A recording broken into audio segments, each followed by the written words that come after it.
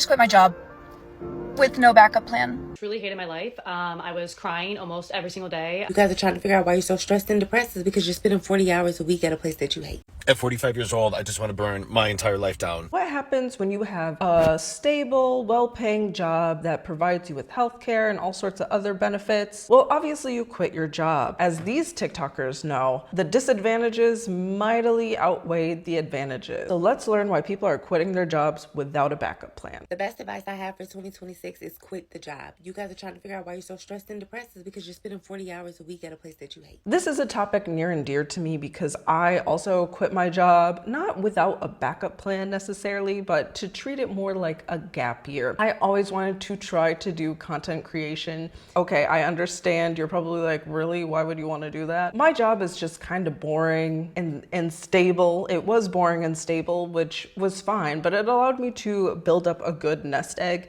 that allowed me to be able to at least try to pursue my dreams, right? The job market, as I've said in other videos, is so bad. Why not pursue your dreams, right? On the other hand, when you do think about it and you hear other people say, quit your job. Now, I'm not advocating for quitting your job unless you have a good plan, you know what's going to happen, you're going to make a stable income. I had a nice little nest egg that I can fall back on and family. Other people may not have that. So when they hear, you know, in 2026, quit your job, maybe that's not the right move for you, but maybe it is. Let me know. Are you considering quitting your job in 2026? Or are you trying to find a job in 2026 because the market is brutal? Thank you, I quit today. Life is too short to hate our job. Life is too short. I completely agree with that, right? I grew up with the YOLO, you only live once. As cringe as that saying may be, it is very true. It is our modern philosophical phrase. At 45 years old, I just want to burn my entire life down. I just want to quit my job, move to New York City. Why am I working so hard at this day job? Nothing's going to come from it. I'm not going to get anything from this. Maybe I'm having a midlife crisis. I'm probably just having a manic episode. I'm going into Whole Foods to spend money on things I probably don't need, but I'm ready to burn it all down. I'm ready to burn it all down. And I think that's kind of the sentiment that a lot of us are feeling. I definitely felt it. Maybe not to the extreme of I'm gonna burn it all down, but maybe like burn, you know how like when forests burn down and then it promotes new regrowth for trees and stuff like that. There's a new growth that I want to happen, right? I feel like I have grown out of what I was planning to do for the next 30, 40 years of my life. And he's 45 years old, so he clocked in a lot of hours, probably at least 27 years of working. So that would drive anyone crazy. I don't know how people are able to do the same thing over and over again. Now, maybe this is coming from a Gen Z who sees salary progression in my field was good, but for other people, it doesn't seem worth it. Like, you might as well try to start your own thing, try to pursue your dreams before going back to your job. A lot of people can't find jobs anyway. I don't know. How do you guys feel about it? And literally, jobs don't care about us. We can be replaced by tomorrow. Do whatever you want. It's not that serious ever. It's not that serious unless, like, you know, you're in the part of the medical profession. But even then, our hospitals should be properly staffed. With how expensive medical care is, there is no reason for people to even want to change jobs because they should be getting paid so well. But is what it is, I guess. I just quit my job with no backup plan. I feel like everyone tells you not to leave your job, especially my career that I have just worked really hard at, to not leave until you have a backup plan and a job lined up and 3 months worth of savings in your pocket. And I've done none of that.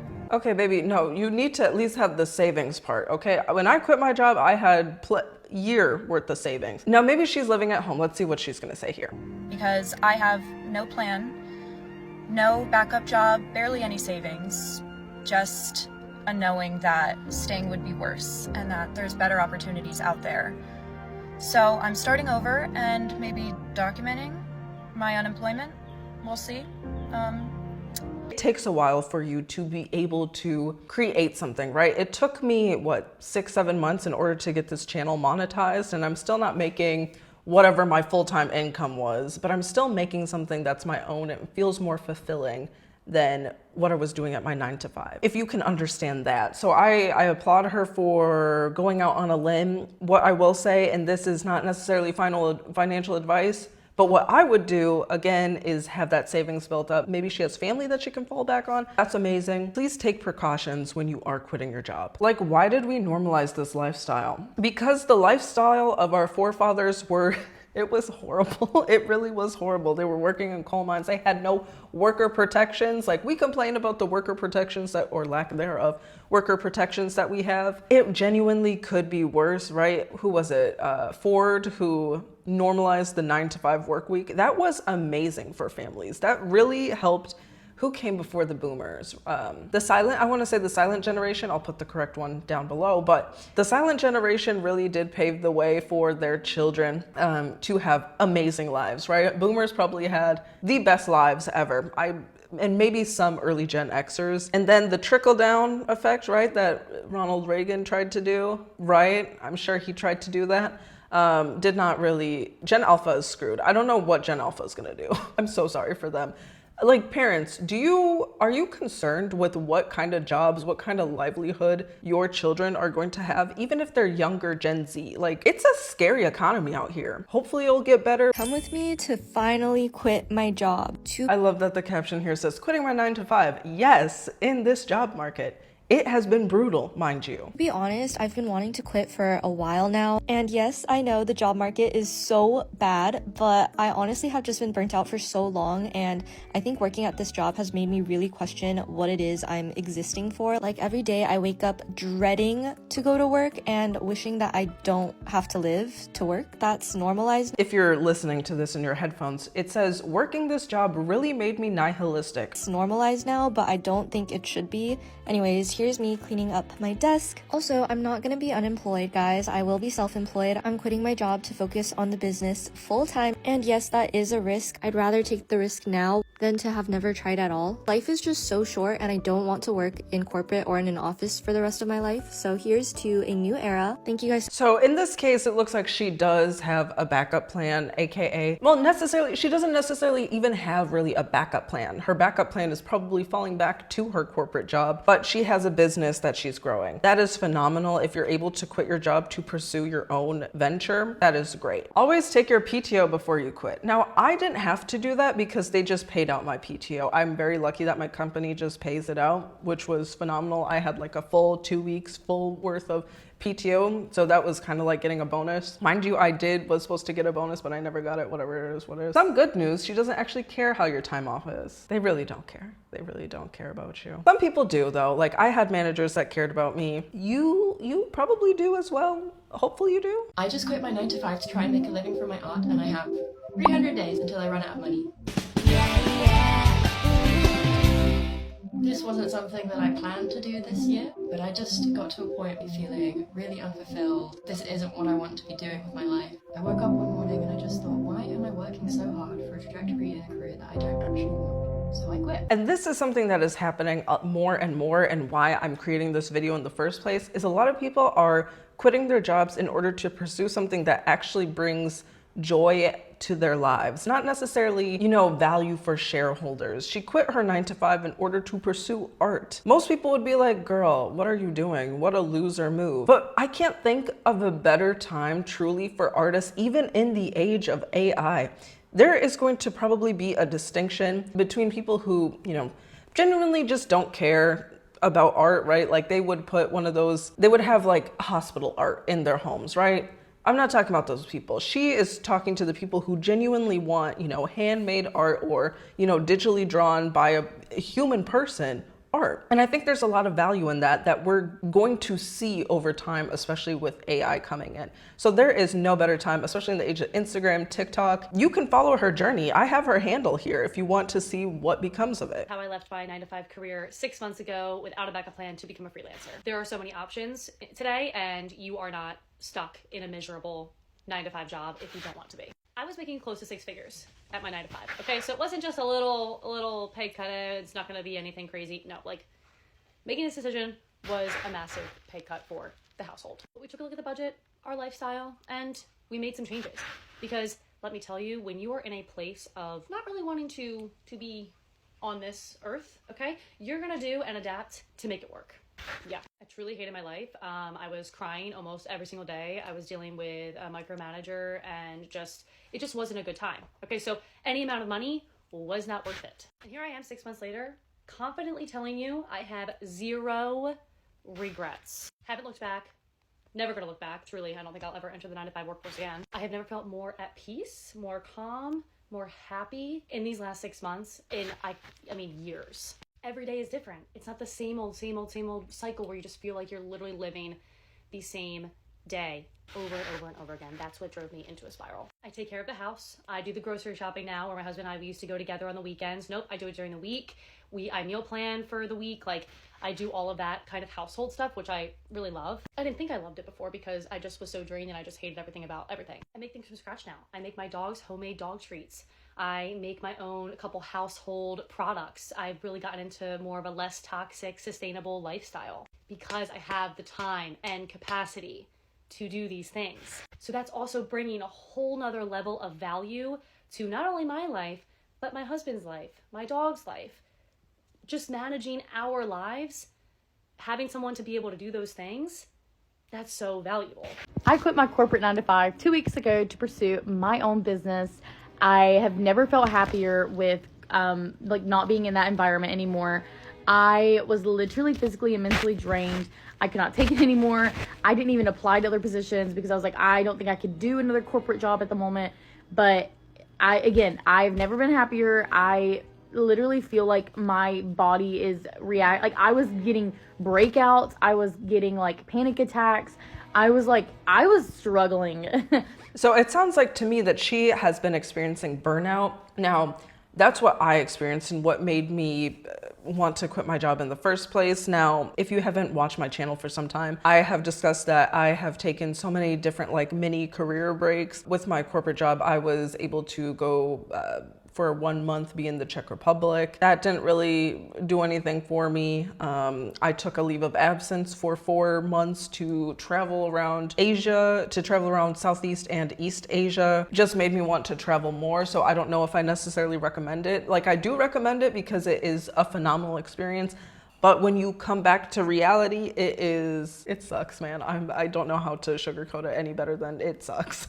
And I did make a video on people experiencing burnout. I'll try to link it somewhere above here. Burnout is no joke. If you feel any of the signs of burnout, which is typically can be misconstrued as signs of also anxiety or depression, you might not have those things. You could also have that on top of burnout. I'm sorry if you do, but you may not actually be depressed. It may truly just be your job that is stressing you out, right? I would not be able to sleep. I would wake up in cold sweats. I was just sad all the time.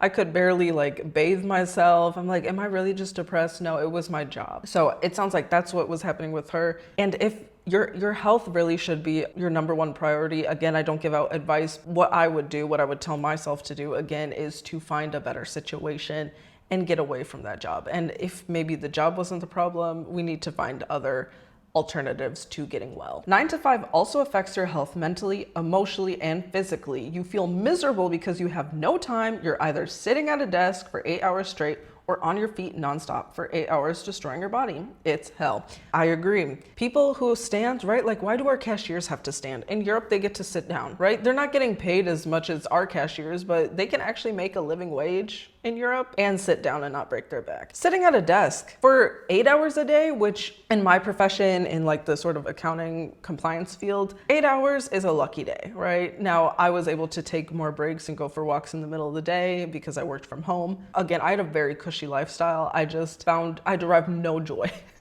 and got severely burnt out from it, which is crazy, right? Again, your back, we humans are supposed to be moving all the time, right? We're not supposed to just be sitting like I am talking to you for 8+ hours, not even probably 4+ hours. Sitting truly has really horrible health risks, right? I'll try to list them on the screen here. It's not good to sit for long, prolonged periods of time. So today is my very last day working for some period of time, and I could not be more thankful. I have been working since the age of 15.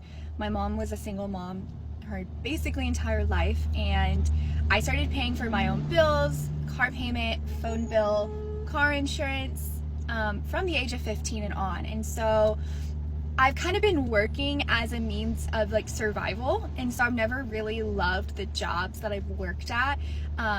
I've had fun, but then I just really didn't enjoy what I was doing. And so my husband, my sweet, sweet husband, has recognized this. And he was like, why don't you just take time to not work? Which I realize is such a privilege, such a blessing. Not everyone has this opportunity, but there's so many things I want to do. I want to volunteer at an animal shelter, homeless shelter. I want to get involved in that. I want to get involved in either like Pilates or yoga. Probably yoga. I don't think Pilates is my thing, but yoga. I want to explore Orlando more. I've lived in Orlando for 8 years, and I feel like there's so much of this beautiful city that I just haven't explored. So I'm so excited that I get to finally be free. Like, I don't remember the last time I did not work. I mean, I literally put myself through college by working full time, and that was so hard. So I am so excited, and yeah, it's my last day. Let's go. Corporate is a horrible life. For some people thrive in corporate environments. My coworkers, or at least they appeared like they thrived in a corporate life, right? Because they have a set schedule, they know what they're doing, they have kids at home, so they know when they can set aside work to hang out with their children, and when their children go to bed, then they log back on and work. I'm sure if there's a Frenchie, bonjour, if there's a Frenchie or someone with someone in a country with actual worker rights, that must be a very foreign concept to you. Actually logging back on after you get home, have dinner, eat with your children, play with your children, bathe them, tuck them into bed, log back on. What a life. Please, why can't we just all coordinate and collectively quit modern slavery? Because we're slaves. And where's the Harriet Tubman of our time? I don't know. It's been a week since I gave my notice. My last day is May 1st. I'm still feeling excited. I am nervous because I do have a new job. I actually will have a new job.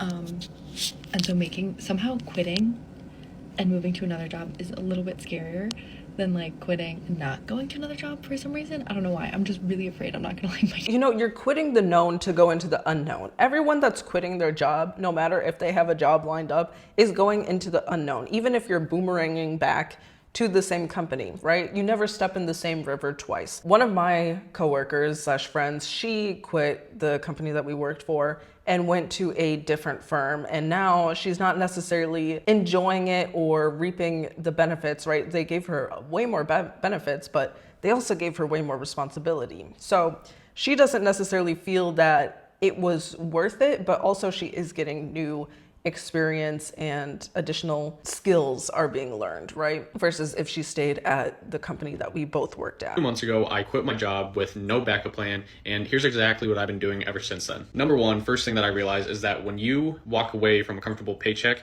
your life stops running on autopilot, and suddenly every day is your responsibility to put in the work, to hold yourself accountable, and to work as hard as you can and learn as much as you can to set yourself up in a position that will benefit you in the future. So here's what I've been doing for the last 60 days. I have built my own AI-powered website from scratch. I have no coding experience, no web development experience, but the past 2 months I just learned as much as possible, asking as many questions along the way, and I was finally able to deploy my first website. I made a little Reddit post about it, and it actually did pretty well, and right now I've got about 14 organic users actually using the site, which is insane to me. I have been trying to rebuild my routines, trying to wake up early, go to the gym, and really trying to focus on discipline rather than the instant gratification. But honestly, I think the biggest thing is that I'm just learning to create things again. I think that is one of the single most useful skills that a person can have, is being creative. And I urge everyone out there to just start creating something. It can be anything that you're interested in. Just make something that is your own